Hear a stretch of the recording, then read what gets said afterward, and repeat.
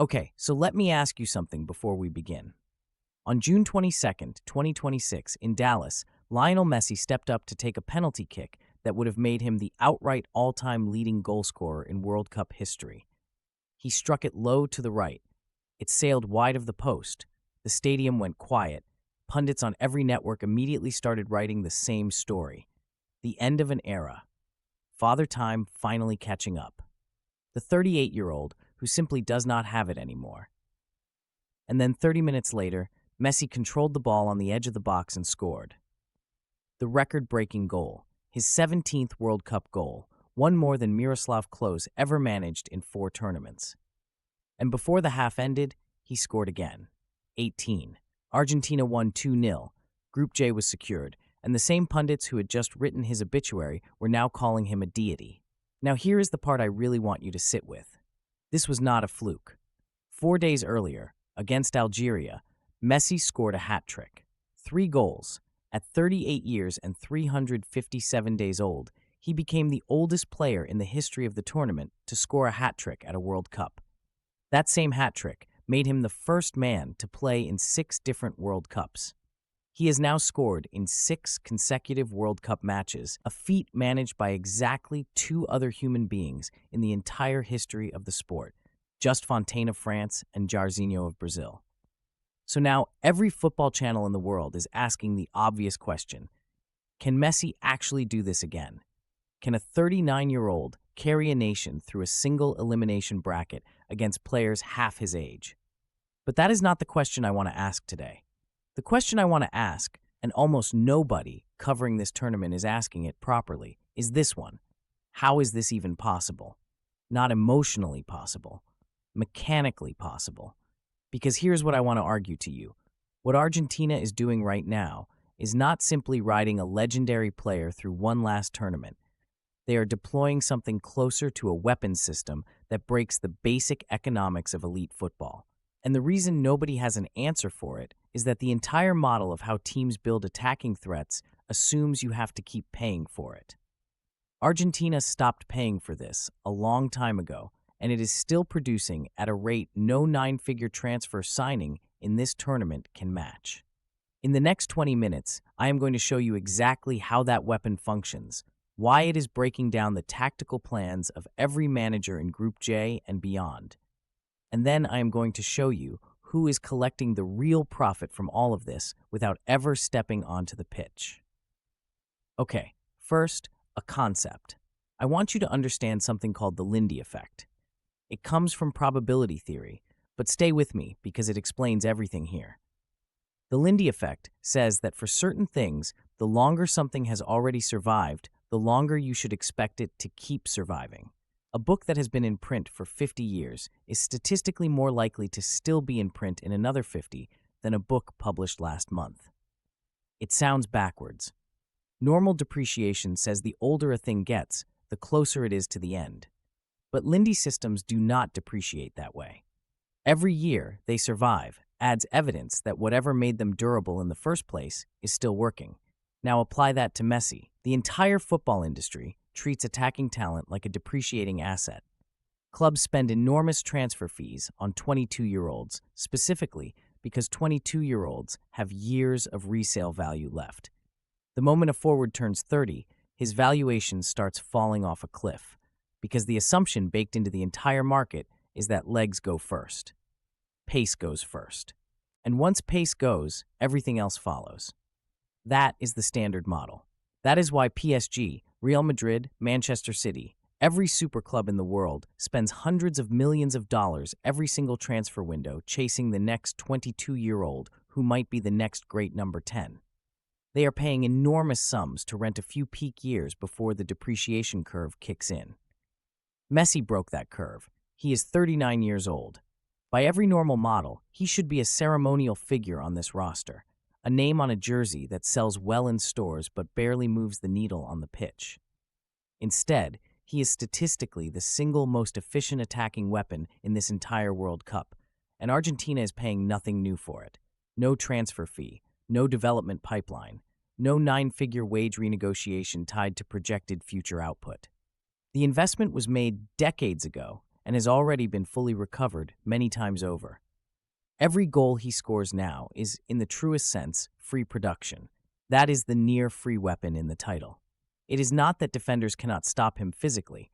It is that the economic model every single opponent uses to plan for attacking threats simply does not have a category for a 39-year-old who is still the most dangerous player on the field. Nobody budgets for this. Nobody scouts for this. The spreadsheet says he should be declining. The scoreline says otherwise. Okay, weapon number 2, and this is the one that is actually breaking matches open, not just record books. I want you to go back to the 8th minute against Austria. Messi receives the ball near the box. He does not shoot. He slides a pass to Lautaro Martinez, who is suddenly running free with only 2 defenders between him and the goal. Both of them lunge, both of them miscalculate. Stefan Posch and Xaver Schlager combine to bring Martinez down inside the area. Penalty. Now think about what actually happened there. Austria's entire defensive structure for that match was built around one priority: do not let no 10 turn and shoot. Every defensive rotation, every covering run, every split-second decision was calibrated against Messi specifically.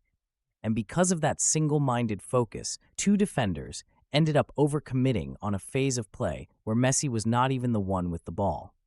They panicked, not because Lautaro Martinez beat them with pure pace, but because the entire defensive shape was already tilted toward Messi, and that tilt created the exact gap Martinez ran into. This is the mechanism. Messi does not need to score to break a defense. He breaks a defense by existing in the right space, forcing opponents to make a structural choice they cannot make safely. Commit extra bodies to him, and someone else gets the gap. Leave him single covered, and he punishes you directly, like he did twice in that same match. There is no clean answer. Every Group J opponent Argentina has faced has had to choose which version of the trap they walk into, and so far all 3 have walked into one version or the other.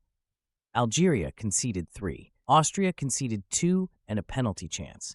Jordan conceded 3 more in the final group match as Argentina finished top of the table with a perfect record. Weapon number 3, and this is the quietest one, but it might be the most powerful. It is psychological, and it is aimed less at the players on the pitch and more at the manager standing on the touchline. Every single opponent that faces Argentina right now is not just facing a football team. They are facing a global storyline. This is being framed everywhere as Messi's farewell tour, the final World Cup of the greatest player of his generation, possibly the greatest of all time. That framing puts every opposing coach in an impossible position. If you instruct your defenders to play extremely physical, extremely aggressive football against a 39-year-old who millions of people are emotionally invested in watching succeed one last time, and a clip of a hard tackle goes viral, the backlash is instant and global. But if you do not play that way, you are giving one of the most clinical finishers in the sport free space to operate. Austria's manager Ralf Rangnick made 3 changes heading into that match. None of them solved the underlying problem, because the problem is not personnel. It is narrative pressure shaping tactical decisions in real time, and that pressure only exists because of who is wearing the number 10 shirt. Now I want to do something important. I want to give you the strongest possible argument against everything I just said, because I never want you to take my framework at face value. Here is the Steelman. Messi is not invincible, and the evidence is right there in the same match where he broke the record. He missed that penalty. It was his 3rd missed penalty across 3 different World Cups, which now makes him statistically the player with the most missed penalties in men's World Cup history, 4 converted out of 7 attempts in regulation play. Argentina as a nation has missed more penalties at the World Cup than any other country. The legs are visibly slower than they were in 2014 or even 2018. The round of 32 format is single elimination. There is no group stage cushion left. One cold half hour against a faster, hungrier opponent, and the entire tournament ends in 90 minutes. And Argentina's next opponent is Cape Verde, a nation playing in their first ever World Cup, a squad with nothing to lose, and an entire country celebrating just for being there, which historically produces some of the most dangerous, fearless underdog performances in tournament football. If the Lindy effect breaks down even once in a knockout format, there is no second leg, no comeback fixture. It is simply over. That is a genuinely strong argument, and it deserves real weight. But here is what it does not explain. It does not explain why, 30 minutes after the worst possible moment, a missed penalty in a World Cup elimination stage match, Messi responded by scoring twice. That pattern is not new. It goes back to 2014, when he scored 4 goals in a tournament where Argentina reached the final.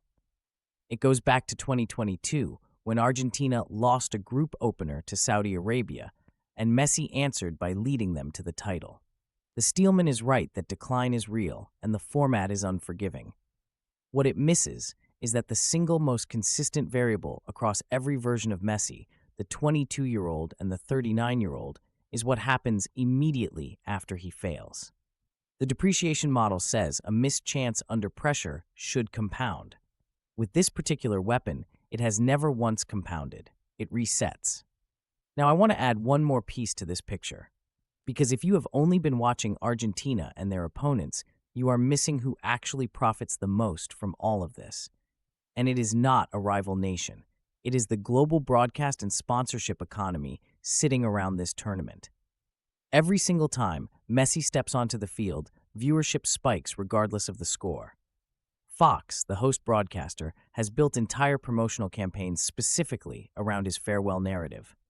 Every clip, the missed penalty, the record-breaking goal half an hour later, the raw emotion afterward, gets cut, captioned, and pushed across every platform within minutes, generating engagement numbers that have nothing to do with whether Argentina actually wins the tournament. Cape Verde's own story, the smallest nation by population ever to reach this stage, making their World Cup debut, adds another layer of global emotional investment to that same round of 32 fixture in Miami. FIFA gets a marquee storyline either way. The broadcasters get a marquee storyline either way. The sponsors attached to both Messi and to this tournament get their storyline either way. Win or lose on July 3rd, the people who never have to step onto the pitch have already banked the engagement. They are not fighting this battle at all. They are simply collecting. So let me bring this together. Argentina's weapon has 3 components. First, an attacking asset that has already been fully paid for and keeps producing at a rate the financial logic of modern football has no model for, breaking the all-time scoring record at an age when the market says he should be finished.